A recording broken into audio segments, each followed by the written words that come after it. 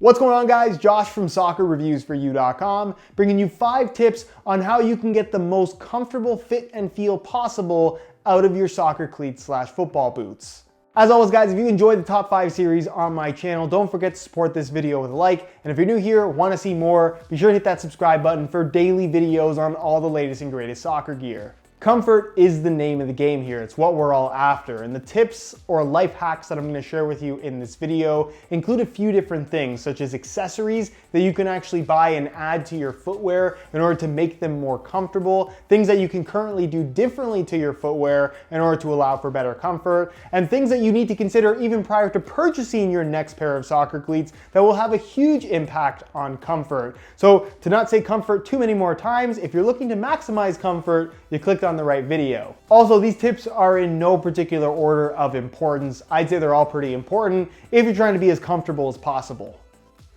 Number 1 is so important. In fact, when most people experience discomfort in their soccer cleats, I would say about 50% of the time, the discomfort is not the cause of the actual cleats, it's the cause of your socks. So number 1 is socks. Having good quality socks, and not just good quality socks, but socks that fit you properly, are super important in regards to getting the best possible comfort from your soccer cleats. If you're wearing really old socks that are particularly rough, or socks that are too big for you, so there's bunches of material on the inside of your shoes while you're wearing them, that is going to cause discomfort. That's going to lead to rubbing, which is going to lead to blisters, which is going to lead to overall discomfort that we're trying to avoid here. So don't get me wrong, I'm not saying that you need to buy true socks or Nike grip Spox.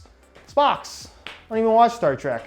I'm not saying you need to spend a lot of money on specialty socks like True Socks or Nike socks, $40 to $30 a pair. That's great if you can afford that stuff. They're definitely worth the money in terms of what they have on offer in regards to how they're different from regular socks, but it isn't entirely necessary. As long as your socks are decent quality, you find them comfortable, and they fit you well, that's really what's important here. Also, keep in mind that the thickness of the sock is very much a personal preference thing. Some people prefer thinner socks, some people prefer thicker socks. Again, it really does come down to what you like the feel of, what you're most comfortable wearing. But again, just make sure you have some decent quality socks that fit you properly. If you've been wearing the same socks for 3 years straight and you only have one pair, it's definitely worth the $10 to $15 investment to get another pair of good quality socks, just because it's going to make your experience that much more comfortable. Number 2 is in regards to how you tighten the laces on your soccer cleats. Obviously, if your shoes are laceless, this is not necessarily going to be an issue for you, although there are some downsides to laceless shoes as well. But number 2 is over tightening your laces, which is something that I see a lot of, and it can lead to discomfort. If you're somebody that generally experiences foot cramping when wearing your soccer cleats, it's very likely that you're simply tying them too tight. The laces are there to serve a purpose, to tighten the shoes and hold them on your feet. But a lot of these shoes, especially something like a Nike Mercurial as an example, be it a Superfly or a Vapor 11, the upper already fits really tight. So all you're really doing with the lacing system is holding the two sides together. You don't need to try and pull them together and have your foot being squeezed as tight as possible. Some people like that feel, and some people can tolerate that feel in regards to overall comfort. But for a lot of people, especially if you're slightly flat-footed, if you have a super tight squeeze on your foot from the upper, especially through the midfoot, that can cause discomfort after about 10 minutes. Even if you're just standing around, your feet can start to cramp. So what's the best way to deal with that is don't tighten the shoes so tight.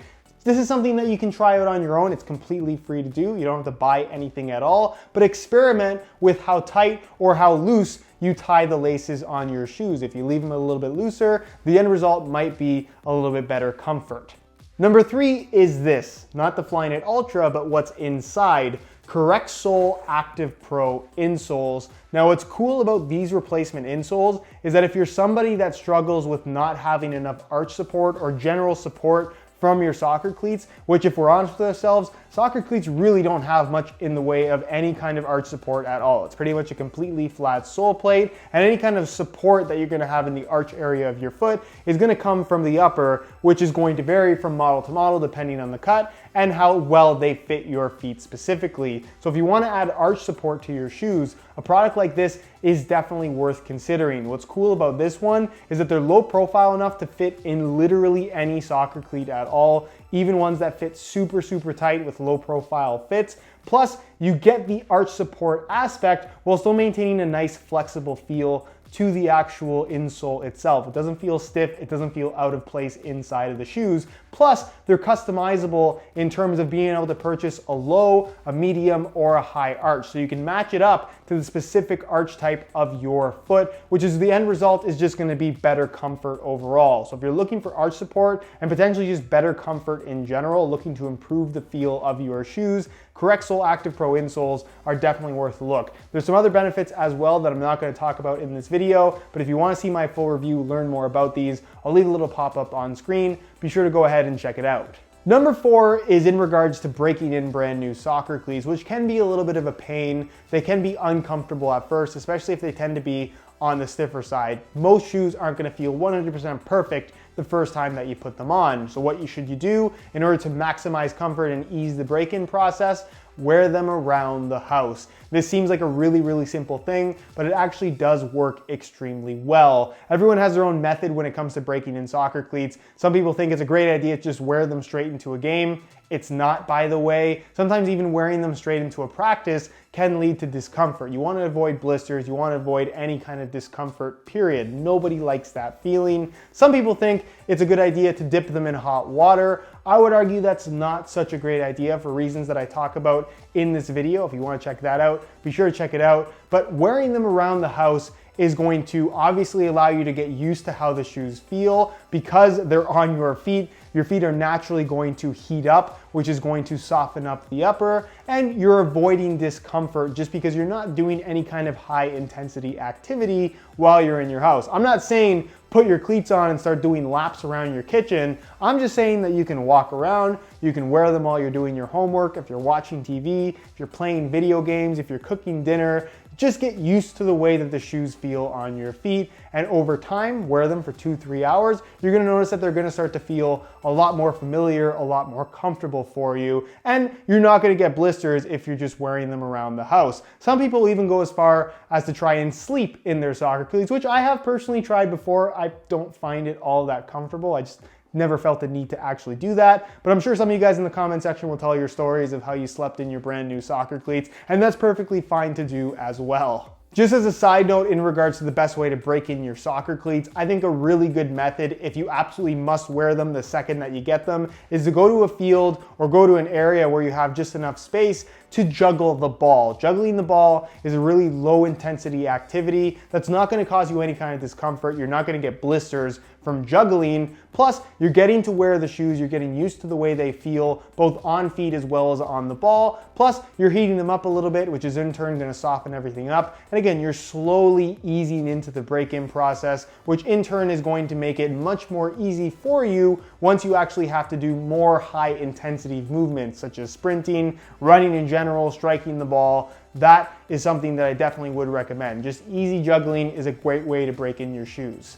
You could say that number 5 is the most important tip here, because if this is wrong, everything else is going to be wrong as well. And that is get shoes that fit properly, buy the right size. Now, this is something that so many people ask me about in regards to why they're having issues with discomfort and the way their shoes fit and feel in general. I bought these shoes, they're too big, how can I make them fit better? Or I bought these shoes, they're too small, how can I make them a little bit bigger? The simple answer to that question is you can't. They make different sizes in order to get the right fit. And if the fit is off, the comfort is going to be off, the performance is going to be off, the stability is off, Everything is off if the shoes don't fit properly. Obviously, if they're too small, there's gonna be discomfort for the sake of your foot being crammed in a shoe that is too small for your foot. And if the shoes are too big, there's gonna be complications in regards to slippage, lack of stability, and any kind of slippage on the inside of your shoe is going to result in discomfort,